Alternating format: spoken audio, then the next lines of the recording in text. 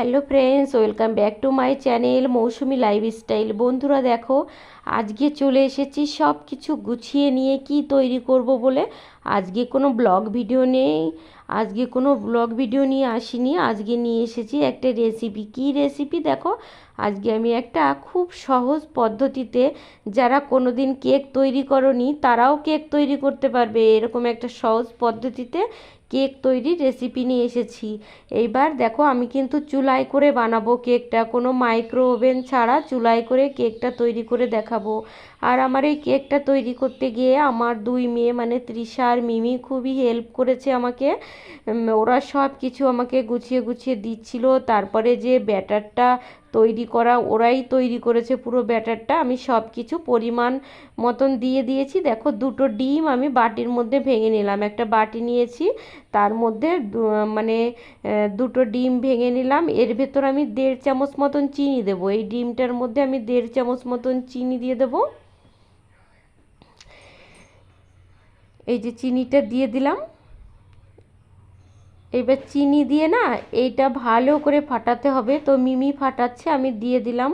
তো দেখো, ভালো করে ফাটাতে হবে যাতে চিনিটা ভালো করে ডিমের সঙ্গে একদম মিশে যায়। ডিমের যেন চিনিগুলো আস্ত না থাকে, আস্ত থাকলে তো কেকের মধ্যে দিলে পরে মুখে বাঁধবে, ওই জন্য যেন একদম মিশে যায় একদম। তারপরে দেখো, আমি 1 কাপ মতো রিফাইন অয়েল দিয়ে দিলাম এই তেলের মধ্যে। রিফাইন অয়েলটা দিয়ে আবার ভালো করে ফাটাতে হবে, মানে ফাটাতে ফাটাতে একদম সাদা হয়ে যাবে গ্রেভিটা। দেখো, গ্রেভিটা একদম সাদা হয়ে যাবে। তো এদিকে দুই বোনে মিলে করছে আর আমি পরিমাণ মতন সব জিনিসগুলো দিয়ে দিচ্ছিলাম।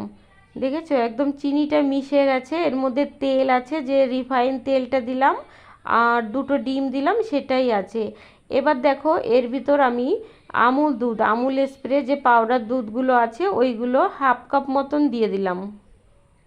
1/2 কাপ মতো দিয়ে আবার এই মানে ডিম আর রিফাইন অয়েলের সাথে ভালো করে এই মানে পাউডার দুধটাকে মিশিয়ে নিতে হবে, সুন্দর করে মিশিয়ে নিতে হবে।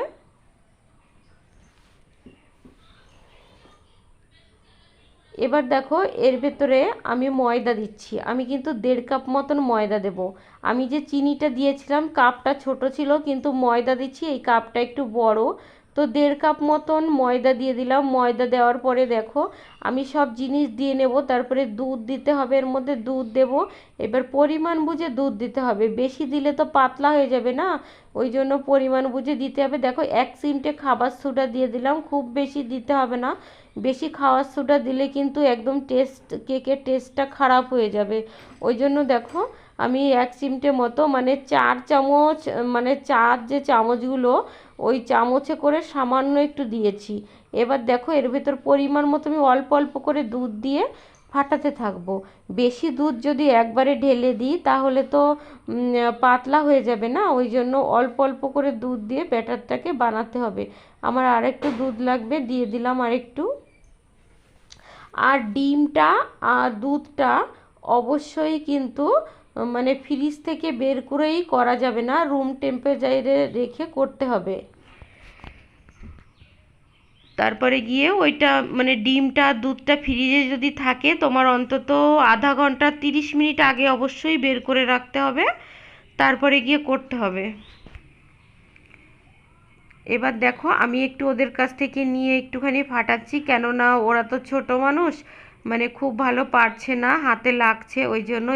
এবার দেখো, আমি একটা স্টিলের থালা নিয়ে নিলাম। স্টিলের থালায় একটু কেকটা একটু বড় করছি, একটুখানি মানে বাটিতে করলেও হতো, কিন্তু বাটিতে করলে ছোট হয়ে যাবে অনেকটা। এর ওপর দেখো, আমার বাড়িতে থাকা জিনিসপত্র দিয়ে আমি করছি। আমার কেক তৈরি করার জন্য সেরকম প্রিপারেশন নেওয়া নেই, ওই জন্য বাড়িতে যেসব জিনিসপত্র আছে সেই সব জিনিস দিয়েই আমি কেকটা তৈরি করে দেখাচ্ছি। এবার আমার যে খাতা ছিল সেই খাতার থেকে আমি দেখো কাগজ এনে তেল লাগালাম, কাগজে তেল লাগিয়ে দিয়ে দিয়েছি। আর ব্যাটারটা দেখো, ব্যাটারটা একদম খুব পাতলাও হয়নি আর একেবারে ঘনও না, মিশ্রণটা দেখতেই পারছো। তো আমি যে তেল তেল দিলে না কি হবে, কেকটা খুব তাড়াতাড়ি সুন্দরভাবে উঠে চলে আসবে। এবার দেখো আমি ওই থালার মধ্যে কেকের যে ব্যাটারটা সেই ব্যাটারটা ঢেলে দিচ্ছি, পুরোটা ঢেলে দেব। দেখো আমার ঢালা হয়ে গেছে। এরপরে কি করব দেখো, মানে আমি চুলার উপরে একটা ননস্টিকের কড়াই বসিয়ে দিলাম। এটা তোমার অন্য কড়াইও নিতে পারেন, হাঁড়ি থাকলে হাঁড়ি, মানে যে কোনো পাত্রে। আমি এবার দেখো এর মধ্যে লবণ দিয়ে দিলাম, খানিকটা মতন লবণ দিয়ে দিলাম। লবণটা দিয়ে এবার লবণটা গরম হতে দেব, ভালো করে গরম হবে লবণটা। এর উপরে আমি একটা স্ট্যান্ড বসিয়ে দেবো, যাতে থালাটা আমি স্ট্যান্ডের উপর রাখতে পারি, ওই জন্য স্ট্যান্ড বসিয়ে দিলাম। এবার দেখো কেকটাকে বসিয়ে দেবো। তো আমার গরম লাগছিল, কড়াইটা গরম হয়ে গেছে, তো আমি সাঁড়াশি দিয়ে দিলাম। দেখো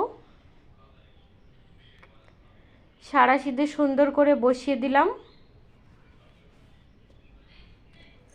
বসিয়ে আমি এবার একটা ঢাকনা দিয়ে দেব, যাতে হাওয়া না সরে, মানে সেরকম করে ভালো করে সুন্দর করে ঢেকে দিয়ে দেব।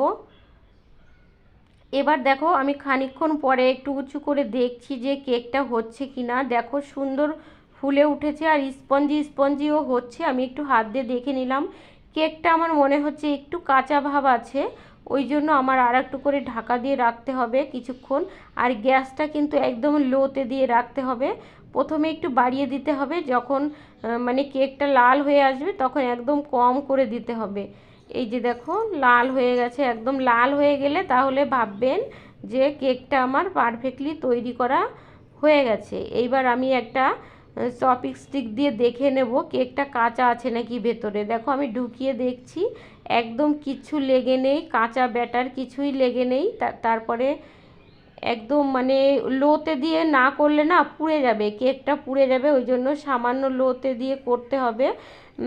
তারপরে দেখো আমি আর একটু ঢাকা দিয়ে রেখেছিলাম, এবার হয়ে গেছে, কেকটা আমি তুলে নেব। একদম মানে পারফেক্টলি কেক হয়ে গেছে, আর দারুণ একটা ফ্লেভার বেরোচ্ছে কেক। আমি একটু মানে চেপে চেপে দেখছিলাম, আমার সাথে মিমিও একটু হাত দিয়ে চেপে দেখছিল। দেখো একদম কি সুন্দর হয়ে গেছে, আর কেকটা মনে হচ্ছে দারুণ উঠেও আসবে নিচে থেকে। দেখো আমি কেকটা মানে অনেকটাই বড় হয়েছে, আমি তুলে নিয়েছি কেকটা, একটা থালায় ঢেলে নিয়েছি। তো আমি একটু কেটে নিলাম, কেটেও দেখাচ্ছি। দেখো একটা দুটো কাটা হয়েছে, একটা মিতা নিচ্ছে, একটা আমি, আমার যা আর কি, দুইজন দুটো কেটে খেয়ে দেখছি কেমন হয়েছে। একদম স্পঞ্জি, দেখেই বুঝতে পারছো। তো ঠিক আছে বন্ধুরা, আমার কেকের রেসিপিটা কেমন লাগলো, সবাই ভালো থেকো, সুস্থ থেকো, একটু কমেন্ট করে জানিও। টাটা সবাইকে।